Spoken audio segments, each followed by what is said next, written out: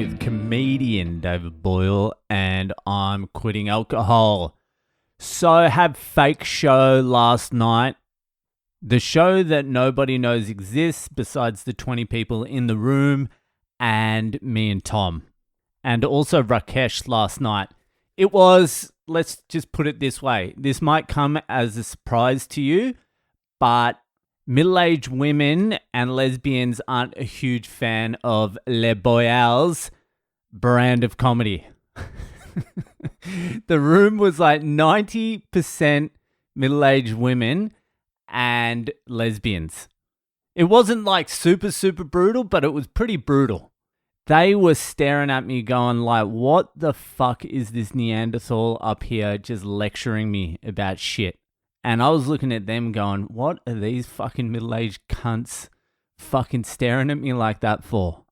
This is gold, baby. It turns out that fucking testing my shit out on lesbian middle-aged women is not like the best preparation for doing my show to you cunts. I'm saying fuck every 2 words. I'm saying cunt. They're rolling their eyes. They're looking at me in disgust. I'm like, if you were a degenerate alcoholic, you'd be loving this shit now, you old fucking tarts. I did open the show with, yeah, it's usually old people that say yes to that, to some old lady. I was like, who uses Facebook? No one raised their hand except for one old lady. And I'm like, yeah, it's usually old cunts. And she was appalled. And I was like, well, fucking, that's 30 seconds into the show. It's all uphill from here. So it was tough climbing out of that ditch. It was a long half an hour. There were good parts, obviously. They liked me in sections,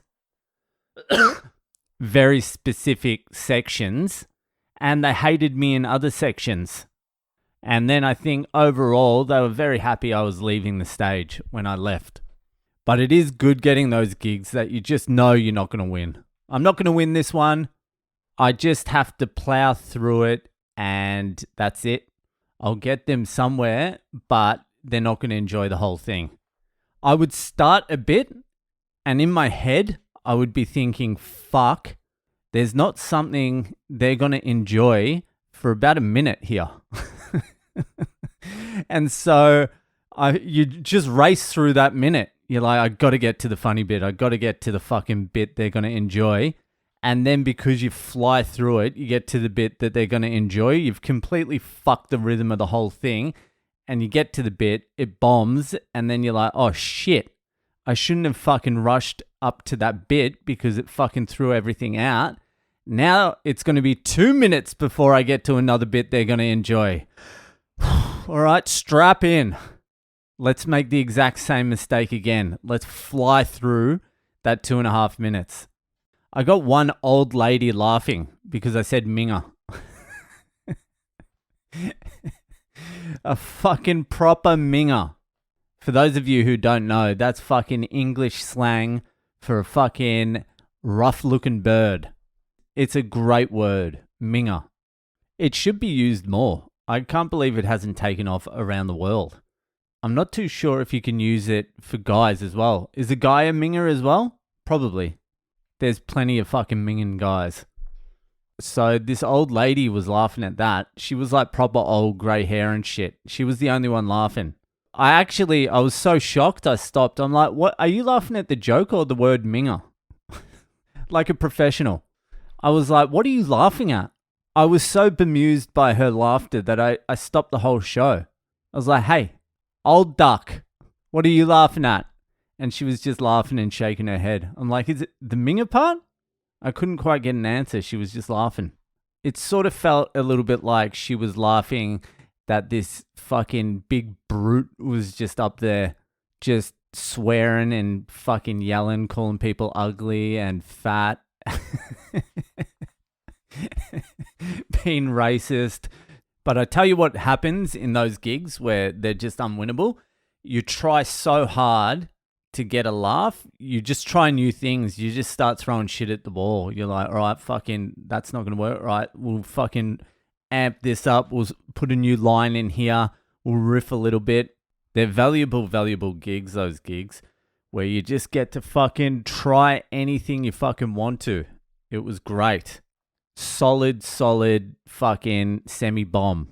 And there was a guy in the crowd, a young guy. He fucking had to have been autistic. He looked like Magnus Carlsen. You know, the chess player. That's also what I said. I called him Magnus Carlsen. I'm like, you know, the best chess player in the world, and everyone just stared at me with a blank face. I'm like, Magnus Carlsen, the dude. He just smacks down Indian chess players on Instagram and shit. They're like, no, we don't know. You don't know who Magnus Carlsen is? Who the fuck knows who Magnus Carlsen is? No one. He's a fucking chess player. Who gives a shit? But I was like, yeah, you look like Magnus Carlsen. And Magnus Carlsen just happens to be autistic. And it fucking very well seemed like this guy was autistic as well. And I'm telling you right fucking now, I love autistics. They are the most genuine, fucking happy, tortured... Like, when you speak to an autistic person, you get in the genuine article. There's no fucking veil or mask. It's just like, it's hard enough for me to fucking talk to you, and I'm talking to you. I can't pretend. And so this guy came up to me after the show, had a chat. He was happy. I fucking just like, it's infectious. Autistics are infectious, just like fucking Down syndromes. And then you speak to a normie, a normie who's got other mental illnesses like depression, anxiety, fucking all that shit. You know, just a fucking normie. And they've got some sinister fucking things going on in their head. You're not getting the genuine article. There's ulterior motives with fucking normies, not with auties. I had an autistic guy open for me in England. And I think I fucking told this story after it. But Lee, great dude. I did a gig with him before I fucking did the show. And I thought he was funny as fuck. So I just got him to open for me. But before my show, we were in like the green room together and we're having a chat. And he was just thanking me for giving him the gig and all that. I'm like, it's cool, man. It's cool. And he's like, I'm so happy. It's my first fucking paid gig. And he kind of stuttered like that as well.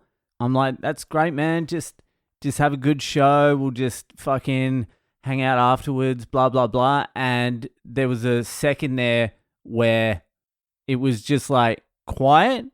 Both of us were quiet. And you could tell he was trying to work out what to do in this situation because autistics like are not good with social cues. And I think he'd pulled up sometime he saw a TV show where in this situation the two people hugged. So I think he was just like, I'm going to run with that. And he gave me a big hug. And I gave him a big hug back. I was like, thanks, man.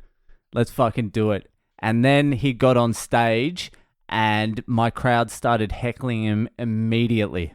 14 seconds into the show, they started like yelling out and booing him. Good people, the degenerates. Anyway, I'm running late to pick my son up again. You would think I'd be on top of that by now, but I'm not. So I gotta go. That'll do for today, and I'll see you the fuck later.